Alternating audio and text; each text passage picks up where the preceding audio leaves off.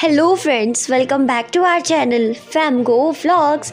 आज हम आपको विज्ञान के एक ऐसे एक्सपेरिमेंट के बारे में बताएंगे जो कि इंसानियत की क्रूरता और दानवता को दर्शाता है।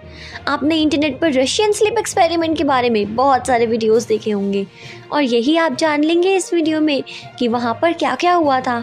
हम आपको आज कुछ ऐसे फैक्ट बताने वाले हैं जो कि आपके होश ही उड़ा देंगे, तो वीडियो के अंत तक ज़रूर बने रहिए क्योंकि इस वीडियो में हम कुछ ऐसे खुलासे करने वाले हैं जो कि सच्चाई को लेकर आपकी आंखें खोल देंगे। तो चलिए शुरू करते हैं। इस एक्सपेरिमेंट के बारे में जानने के लिए हमें थोड़ा पास्ट में जाना होगा। तो ये टाइम था वर्ल्ड वॉर का। 1940 में सोवियत यूनियन ने दुश्मन सेना में से 5 अलग अलग उम्र के लोगों को चुना इस एक्सपेरिमेंट के लिए और इन 5 कैदियों को एक कमरे में 30 दिन के लिए बंद कर दिया।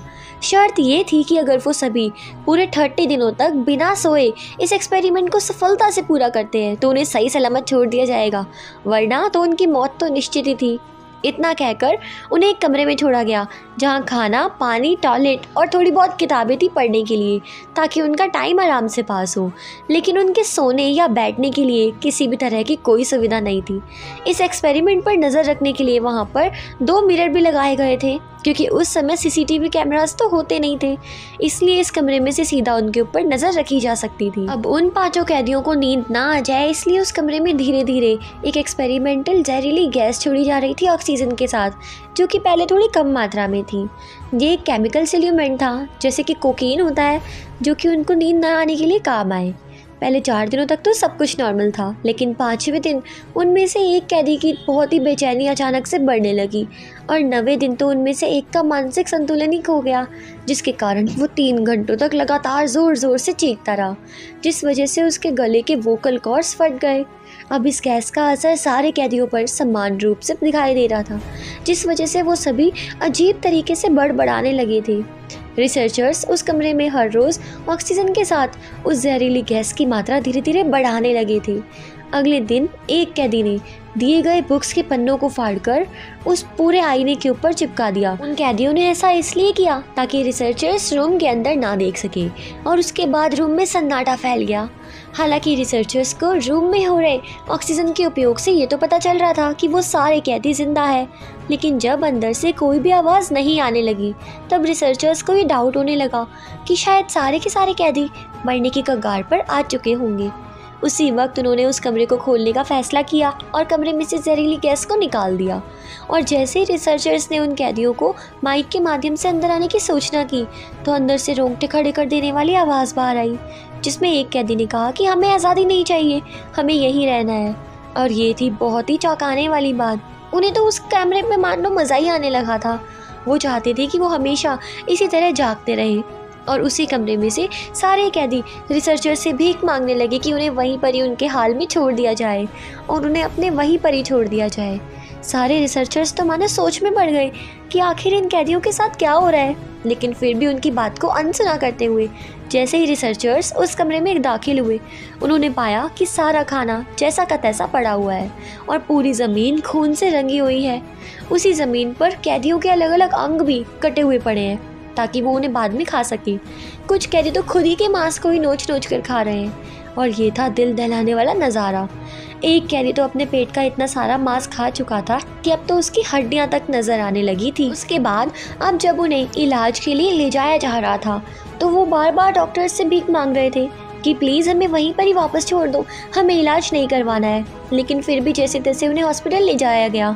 मॉर्फिन के जिस इंजेक्शन से इंसान बेहोश हो जाता है, उस मॉर्फिन के 8 इंजेक्शन उन्हें दिए गए, लेकिन फिर भी वो होश में थे और बार बार डॉक्टर से कह रहे थे कि हमें बिना बेहोश किए होश की हालत में ऑपरेशन कर दो, क्योंकि उन्हें ऑपरेशन के दर्द में भी बहुत मज़ा आ रहा था।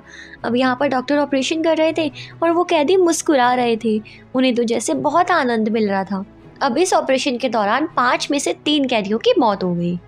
लेकिन फ्रेंड्स, इस रिसर्च को यहाँ पर भी नहीं रोका गया, बल्कि सोवियत यूनियन के कमांडिंग ऑफिसर ने इस एक्सपेरिमेंट को आगे जारी रखने का ऑर्डर दे दिया, क्योंकि वो देखना चाहते थे कि इन बचे हुए कैदियों को अगर फिर से उसी गैस में रख दिया जाएगा तो क्या होगा।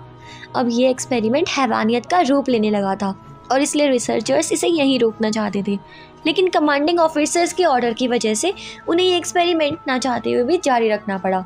बल्कि उन कैदियों के साथ अब 3 रिसर्चर्स को भी उसी कमरे में दाखिल करवा दिया गया। अब बचे हुए 2 कैदियों को जब वापस रूम में ले जाया जा रहा था और बेड से बांधा गया तो वो छटपटा रहे थे, लेकिन जैसे ही उन्हें पता चला कि उन्हें वापस उसी कमरे में रखा जा रहा है तो उनकी झटपटाहट अचानक से बंद हो गई और दोनों बहुत मुस्कुराने लगे। ये सब कुछ देखकर उन 3 रिसर्चर्स में से एक रिसर्चर तो बहुत ज़्यादा घबरा गया। उसने देखा कि ये अजीबोगरीब कैदी इतने दर्द में भी, इतने कटे हुए फटे हुए शरीर के साथ भी इस तरह हंस रहे हैं। तो उसने इसी डर के साथ उस कमांडिंग ऑफिसर को ही गोली मार दी कि ना रहेगा बांस ना बनेगी बांसुरी। और उसके बाद घबराते हुए उन रिसर्चर्स में से एक कैदी से उसने पूछ ही लिया कि तुम दोनों आखिर कौन हो। तो जवाब में उस कैदी ने जो आंसर दिया वो काफ़ी भयानक था और हैवानियत से भरा हुआ था। उसने हंसते हुए कहा कि मैं तुम्हारे ही अंदर की एक परछाई हूँ जिसे तुम कभी बाहर नहीं आने देते हो। मैं वो हूँ जिसे तुम्हें रात में डर लगता है। मैं तुम्हारे अंदर की वो बुराई हूँ जिसे तुम हमेशा दबाए रखना चाहते हो। और ये सब कुछ सुनकर तो उस रिसर्चर की बहुत ही ज़्यादा डर के मारे हालत ख़राब हो गई और उसने डर से उन दोनों को भी गोली मार दी और हमेशा के लिए इस पूरे रहस्य को दफना दिया। लेकिन उसके बाद इस खौफनाक वाक्य को दोबारा इंसान के साथ नहीं दोहराया गया, ऐसा कहा जाता है।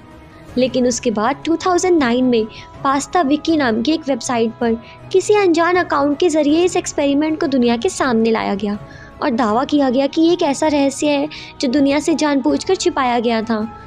अब ये तो थी एक्सपेरिमेंट की बात। अब हम देखेंगे कि इसमें आखिर सच्चाई कितनी है। एक्सपेरिमेंट के बारे में जब रशियन गवर्नमेंट से पूछा गया तो उन्होंने साफ तरीके से इस एक्सपेरिमेंट को झुठला दिया कि अगर साइंटिफिक तरीके से भी देखा जाए तो इस कहानी में ऐसा कहा गया है कि उन कैदियों के ऑपरेशन के वक्त उनके दिल में हवा भर गई थी।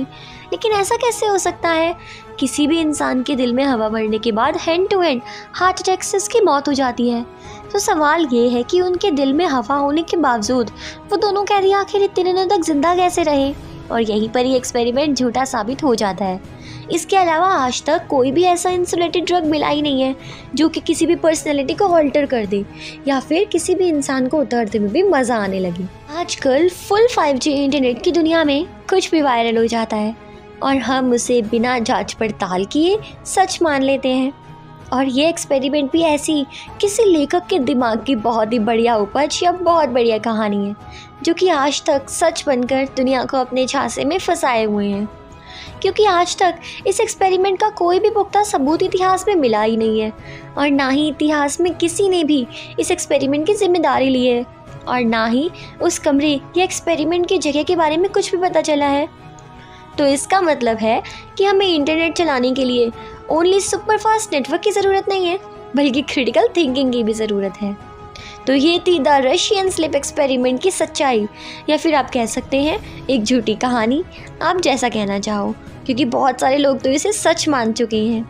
तो यू गाइज लाइक इट। अगर आपको वीडियो अच्छा लगा तो जल्दी से वीडियो को लाइक कर दो और एक प्यारा सा कमेंट कर दो कि आपने इस रशियन स्लिप एक्सपेरिमेंट के बारे में पहले भी सुना था या नहीं सुना था।